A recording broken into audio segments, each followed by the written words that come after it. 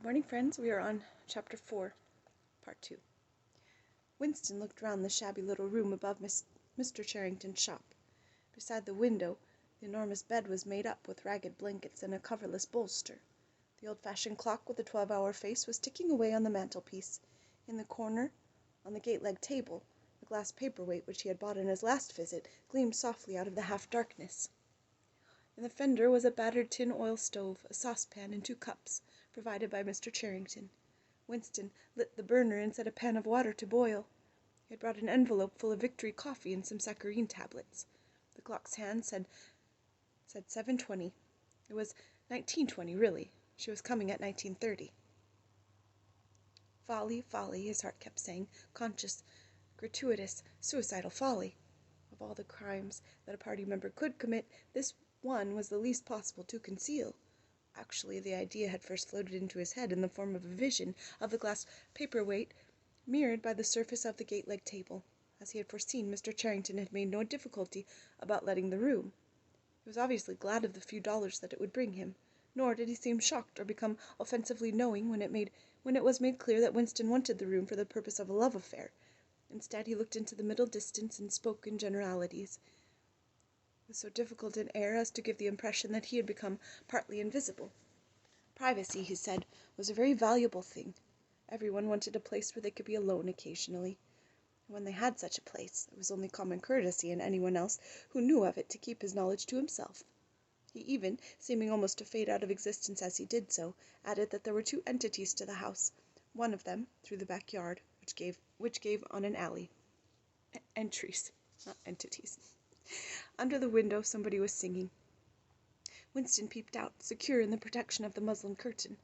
The June sun was still high in the sky, and in the sun-filled court below a monstrous woman, solid as a Norman pillar, with brawny red forearms and a sacking apron strapped about her middle, was stumping to and fro between a wash-tub and a clothesline, pegging out a series of square white things which Winston recognized as baby's diapers. Whenever her mouth was not corked with clothes pegs, she was singing in a powerful contralto. It was only an opeless fancy. It passed like an April day. But a look and a word, the dreams they stirred, they've stolen my art away. The tune had been haunting London for weeks past. It was one of the countless similar songs published for the benefit of the proles by a subsection of the music department. The words of these songs were composed without any human intervention whatever, and on an instrument known as a versicator.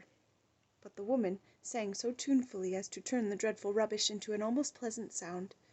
She could hear the woman singing in the scrape of her shoes on the flagstones, and the cries of the children in the street, and somewhere in the far distance a faint roar of traffic. And yet the room seemed curiously silent, thanks to the absence of a telescreen. Folly, folly, folly, he thought again. It was inconceivable that they could frequent this place for more than a few weeks without being caught. But the temptation of having a hiding-place that was truly their own, indoors and near at hand, had been too much for both of them. For some time after their visit to the church belfry, it had been impossible to arrange meetings. Working hours had been drastically increased in anticipation of Hate Week. It was more than a month distant, but the enormous complex preparations that it entailed were throwing extra work onto everybody. Finally, both of them managed to secure a free afternoon on the same day. They had agreed to go back to the clearing in the wood. On the evening beforehand they met briefly in the street. As usual, Winston hardly looked at Julia as they drifted toward one another in the crowd, but from the short glance he gave her it seemed to him that she was paler than usual. "It's all off," she murmured, as soon as she judged it safe to speak. "Tomorrow, I mean." "What?" "Tomorrow afternoon. I can't come." "Why not?" "Oh, the usual reason. It started early this time." For a moment he was violently angry. During the month that he had known her, the nature of his desire for her had changed. At the beginning there had been little true sensuality in it. Their first love-making had been simply an act of the will. But after the second time it was different. The smell of her hair, the taste of her mouth, the feeling of her skin seemed to have got inside him, and into the air all round him. She had become a physical necessity, something that he not only wanted, but felt that he had a right to. When she said that she could not come, he had the feeling that she was cheating him. But just at this moment the crowd pressed them together, and their hands accidentally met. She gave the tips of his fingers a quick squeeze that seemed to invite not desire but affection. It struck him that when one lived with a woman this particular disappointment must be normal, a normal recurring event, and a deep tenderness such as he had not felt for her before, suddenly took hold of him. He wished that they were a married couple of 10 years' standing. He wished that he were walking through the streets with her, just as they were doing now, but openly and without fear, talking of trivialities and buying odds and ends for the household. He wished above all that they had some place where they could be alone together without feeling the obligation to make love every time they met. It was not actually at that moment, but at some time on the following day, that the idea of renting Mr. Charrington's room had occurred to him.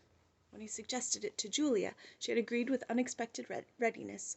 Both of them knew that it was lunacy. It was as though they were intentionally stepping nearer to their graves. As he sat waiting on the edge of the bed, he thought again of the cellar of the Ministry of Love. It was curious how that predestined horror moved in and out of one's consciousness. There it lay, fixed in a future time, preceding death as surely as 99 precedes 100. One could not avoid it, but one could perhaps postpone it, and yet, instead, every now and again, by a conscious, wilful act, one chose to shorten the interval before it happened. At this moment there was a quick step on the stairs. Julia burst into the room. She was carrying a tool-bag of coarse brown canvas, such as he had sometimes seen her carrying to and fro at the ministry. He started forward to take her in his arms, but she disengaged herself rather hurriedly, partly because she was still holding the tool-bag. "Half a second," she said. Just let me show you what I've brought. Did you bring some of that filthy Victory coffee? I thought you would. You can chuck it away again, because we shan't be needing it. Look here." She fell on her knees, threw open the bag, and tumbled out some spanners and a screwdriver that filled the top part of it. Underneath was a number of neat paper packets. The first packet that she passed to Winston had a strange and yet vague familiar feeling. It was filled with some kind of heavy, sand-like stuff which yielded wherever you touched it. "It isn't sugar," he said. "Real sugar.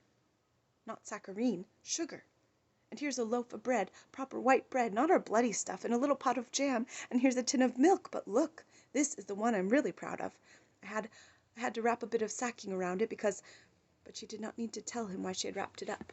The smell was already filling the room, a rich, hot smell which seemed like an emanation from his early childhood, but which one did occasionally meet with even now, blowing down a passageway before a door slammed, or diffusing itself mysteriously in a crowded street, sniffed for an instant and then lost again. "It's coffee," he murmured. "Real coffee." "It's inter-party coffee. There's a whole kilo here," she said. "How did you manage to get hold of all these things?" "It's all inter-party stuff. There's nothing those swine don't have. Nothing. But of course waiters and servants and people pinch things, and look, I got a little packet of tea as well." Winston had squatted down beside her. He tore open a corner of the packet. "It's real tea, not blackberry leaves. There's been a lot of tea about lately. They've captured India or something," she said vaguely. "But listen, dear, I want you to turn your back on me for 3 minutes. Go and sit on the other side of the bed. Don't go too near the window, and don't turn round till I tell you." Winston gazed abstractedly through the muslin curtain. Down in the yard the red-armed woman was still marching to and fro between the washtub and the line. She took 2 more pegs out of her mouth and sang with deep feeling, "They say that time heals all things. They say you can always forget. But the smiles and the tears across the years, they twist my heartstrings yet." She knew the whole drivelling song by heart, it seemed. Her voice floated upward with a sweet summer air, very tuneful, charged with a sort of happy melancholy. One had the feeling that she would have been perfectly content if the June evening had been endless and the supply of clothes inexhaustible, to remain there for 1,000 years, pegging out diapers and singing rubbish. It struck him as a curious fact that he had never heard a member of the party singing alone and spontaneously. It would even have seemed slightly unorthodox, a dangerous eccentricity, like talking to oneself. Perhaps it was only when people were somewhere near the starvation level that they had anything to sing about. "You can turn round now," said Julia. He turned round, and for a second almost failed to recognize her. What he had actually expected to see was her naked, but she was not naked. The transformation that had happened was much more surprising than that. She had painted her face. She must have slipped into some shop in the proletarian quarters and bought herself a complete set of make-up materials. Her lips were deeply reddened, her cheeks rouged, her nose powdered. There was even a touch of something under the eyes to make them brighter. It was not very skilfully done, but Winston's standards in such matters were not high. He had never before seen or imagined a woman of the party with cosmetics on her face. The improvement in her appearance was startling. With just a few dabs of color in the right places, she had become not only very much prettier, but above all far more feminine. Her short hair and boyish overalls merely added to the effect. As he took her in his arms, a wave of synthetic violets flooded his nostrils. He remembered the half-darkness of a basement kitchen and a woman's cavernous mouth. It was the very same scent that she had used, but at the moment it did not seem to matter. "Scent, too," he said. "Yes, dear, scent, too.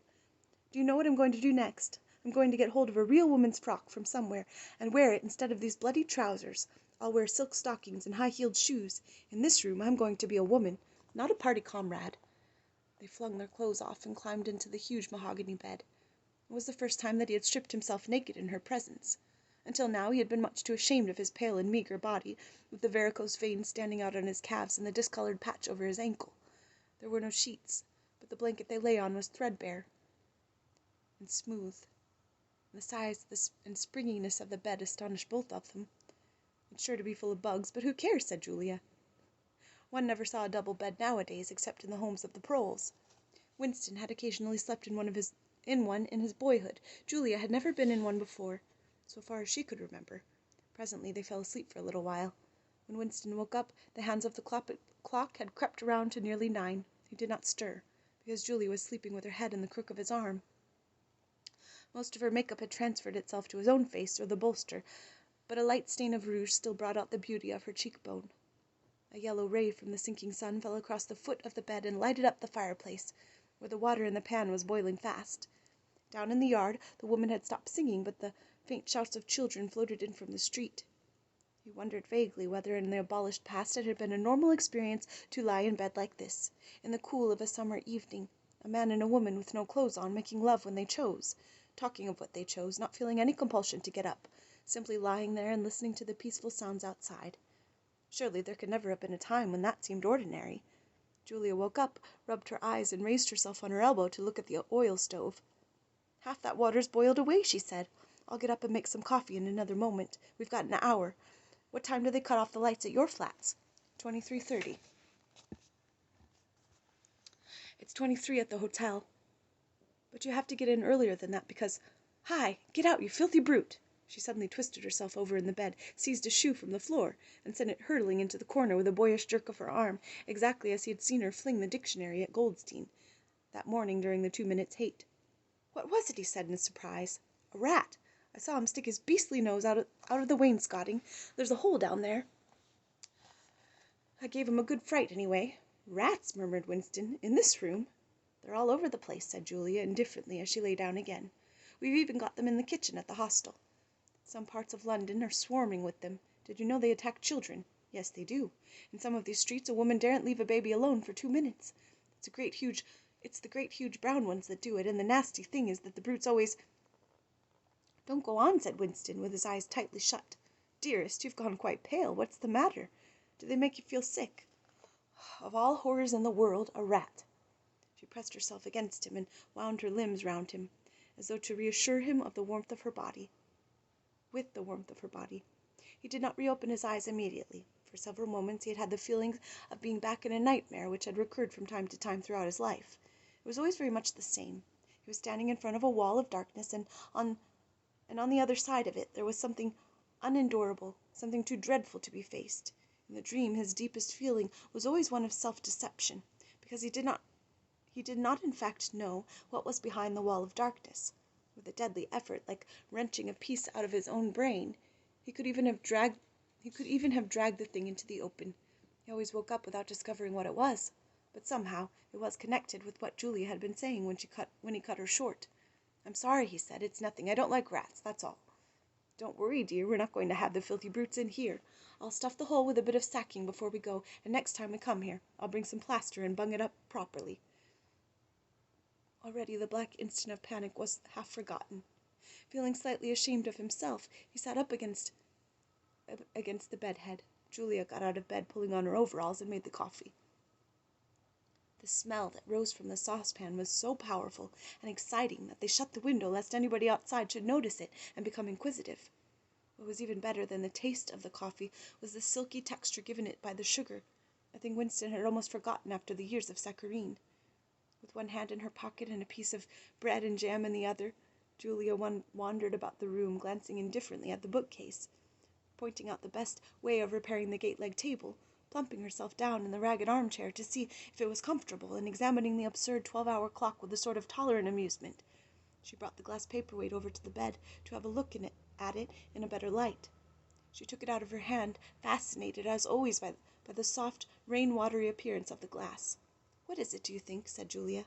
"I don't think it's anything. I don't think it was ever put to any use. That's what I like about it. It's a little chunk of history that they've forgotten to alter. It's a message from 100 years ago, if one knew how to read it. And that picture over there," she nodded at the engraving on the opposite wall, "would that be 100 years old? More, 200, I dare say. One can't tell. It's impossible to discover the age of anything nowadays." She went over to look at it. "Here's where that brute stuck his nose out," she said, kicking the wainscoting immediately below the picture.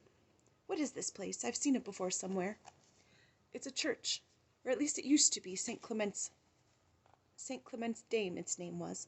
The fragment of rhyme that Mr. Charrington had taught him came back into his head, and he added half nostalgically, "Oranges and lemons, say the bells of St. Clement's." To his astonishment she capped the line. "You owe me 3 farthings, say the bell of St. Martin's. When will you pay me, say the bells of Old Bailey."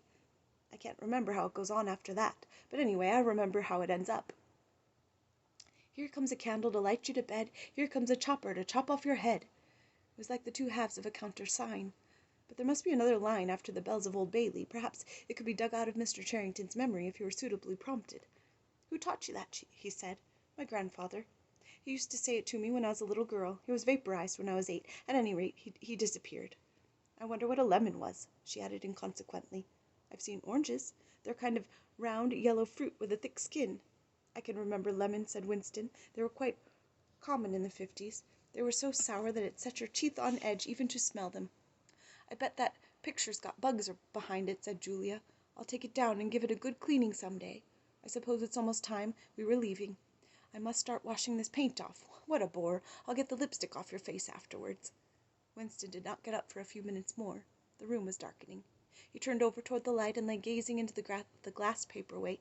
The inexhaustibly interesting thing was not the fragment of coral, but the interior of the glass itself. There was such a depth of it, and yet it was almost as transparent as air. It was as though the surface of the glass had been the arch of the sky, enclosing a tiny world with its atmosphere complete. He had the feeling that he could get inside it, and that in fact he was inside it, along with the mahogany bed and the gate-leg table, and the clock and the steel engraving and the paperweight itself. The paperweight was the room he was in, and the coral was Julia's life, and his own, fixed in a sort of eternity at the heart of the crystal. Have a good day, friends.